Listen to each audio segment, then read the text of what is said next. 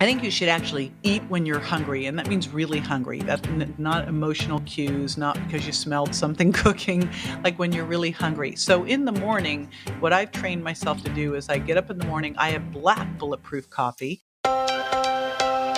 Here's JJ Virgin, triple board certified nutrition and fitness expert and 4-time New York Times best-selling author. It's time to reignite wellness.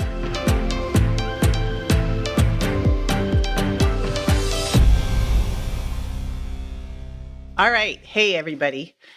It's JJ here, and it's Sunday, and I'm launching this cool, fun new thing on my podcast. We're actually redoing the entire podcast right now. We are blowing it up. We're starting season 2 after a couple years. It was a long season 1. Season 2 is going to do the following. We are going to have one guest per week, one me per week, and then we are going to have Q&A Friday. So I got to record these Q&A Fridays. So what I decided to do is do Q&A Friday, Sunday, and record a bunch of these things today.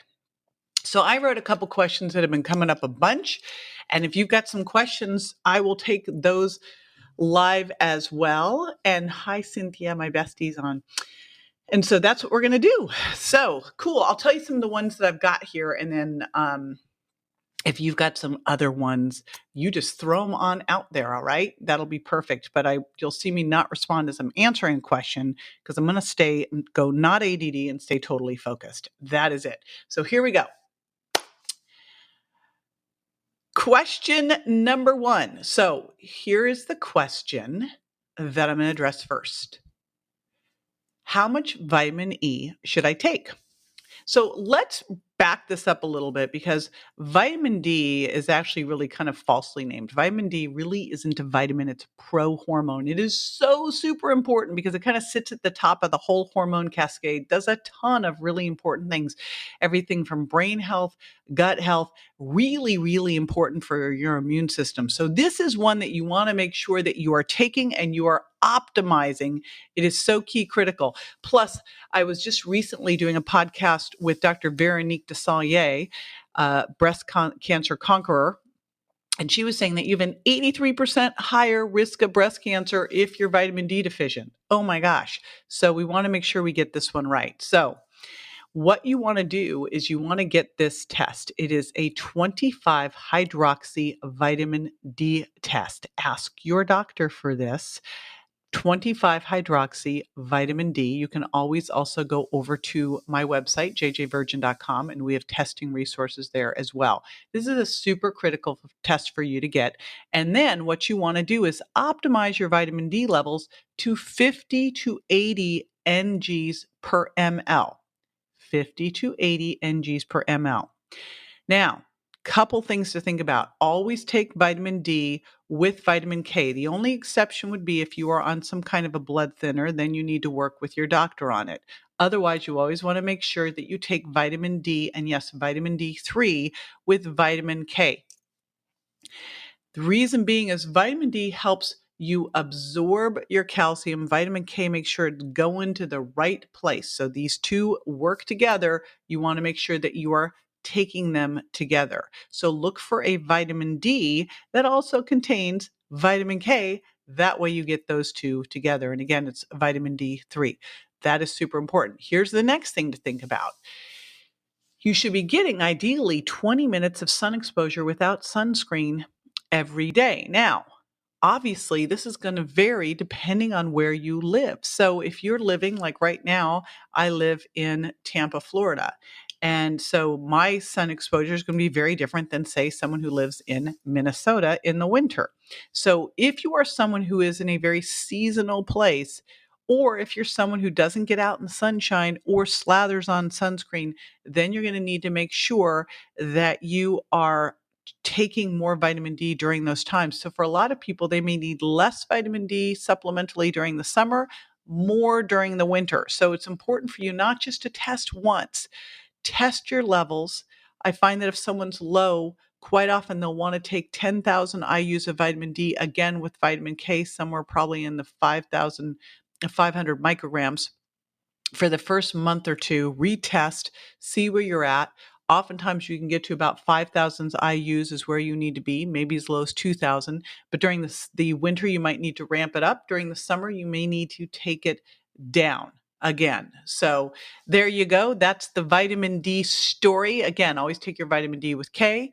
Make sure that you're testing using a 25 hydroxy vitamin D test. Make sure you check that seasonally and adjust as it is. All right, we are going to go on to the next question. And yes, vitamin D3 is going to be the best one. And of course, you want to get sunshine, right? But some people genetically just don't make their vitamin D well either. So even with sunshine, they're not doing well.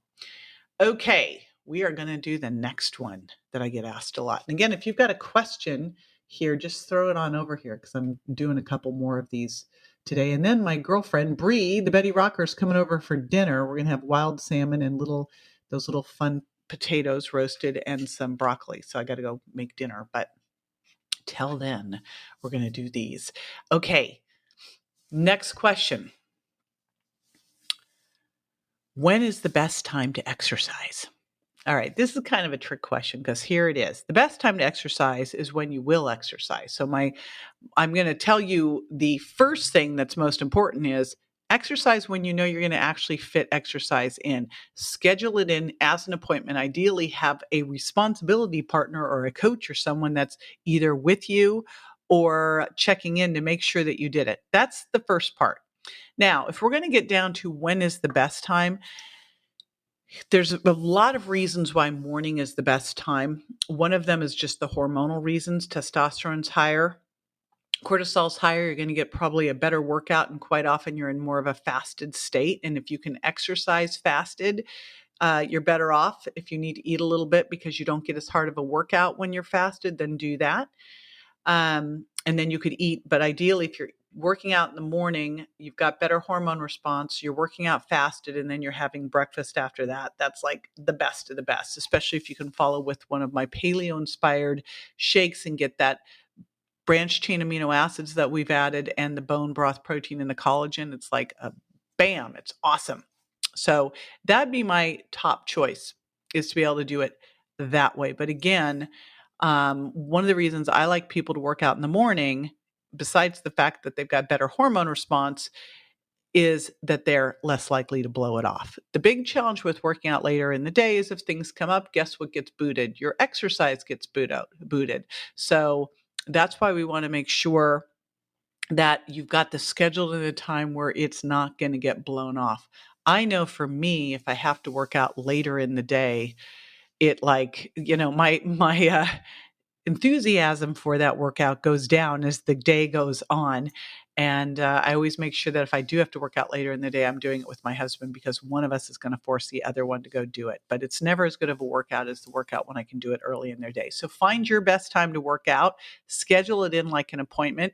If you're one of those people who feels like you might flake on it, put some money on the line, like get a trainer who's going to charge you double if you cancel, get a responsibility partner, do a bet, whatever it takes to do it, because exercise is that important, hugely important, of course, for your brain. We think of exercise for losing weight. I actually don't use it for losing weight at all. It's important for having a great metabolism, for adding more muscle on, which boosts your metabolism, helps you be more insulin sensitive. But it's really critical for health and critical for you avoiding being TOFI, thin outside, fat inside. So again, schedule workouts in like a non-negotiable appointment. And if you can do that in the morning, that's the best. Okay, let's see what else is going on here.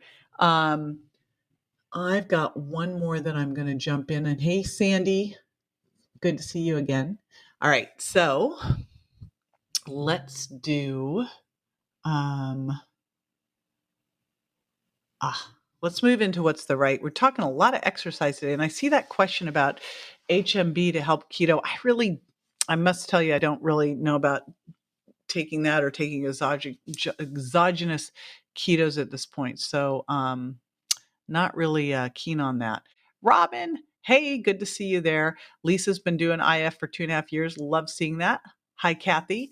I was just doing a de-aging podcast because, again, we're redoing the whole podcast. And part of what I was talking about was how critical it was to add intermittent fasting to really watch your meal timing. So I think with that one, I'll answer the do I need breakfast question. How about that? I'll do the do I need breakfast question. Here we go. So, JJ, do I need breakfast? And I got to tell you, when I very first started this, I was like the breakfast, I was so insistent on breakfast. You must eat within an hour of waking up. And if you look at the research, it's all over the place.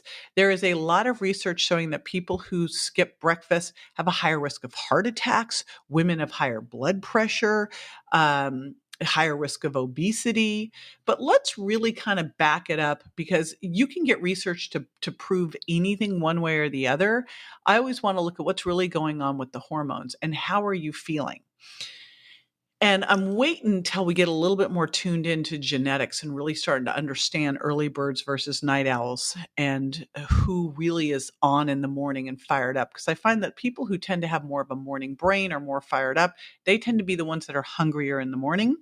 And the ones that are the opposite tend to be hungrier in the evening. I think there's a couple important things to think about here.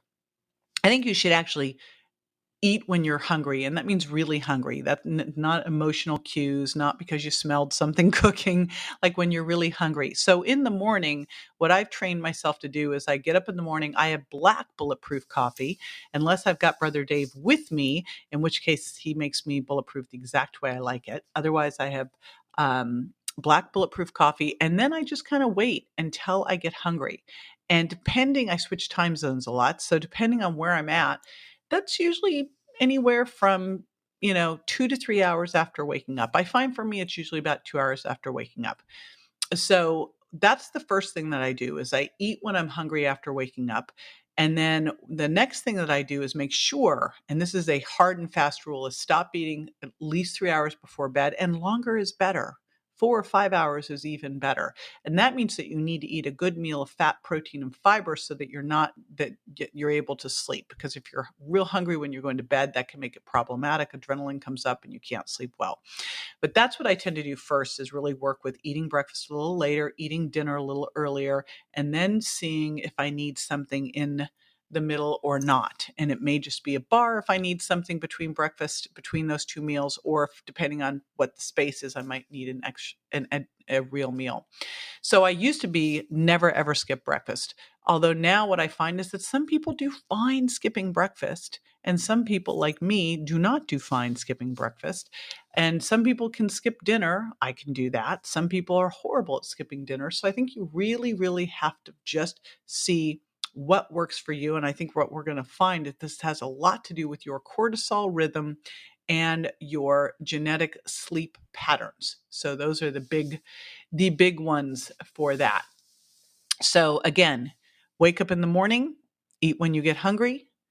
Don't graze, don't snack, eat 2 to 3 meals, stop eating 3 to 4 hours before bed or more. Try to get in, goal is at least a 12-hour overnight fast. And ideally, a couple days a week, you're getting into intermittent fasting, if not consistently, at least a couple days a week where you're getting that 16-hour between meal fast. And then throwing in, as you get more metabolically adapted, a 24-hour fast between meals, having, early dinner one night and then not eating again till the early dinner the next. All right, there's the breakfast answer. Adobe Firefly is the all-in-one creative studio with AI-powered image and video editing for today's creative process. Built for creators of every kind, Firefly helps you generate, edit, and experiment fast. Because the asks aren't getting smaller, the budgets aren't getting bigger, and the timelines, oh yeah, still tight. With all the best creative AI models in one place, Firefly brings your ideas to life. Unlock a better way to make with Adobe Firefly.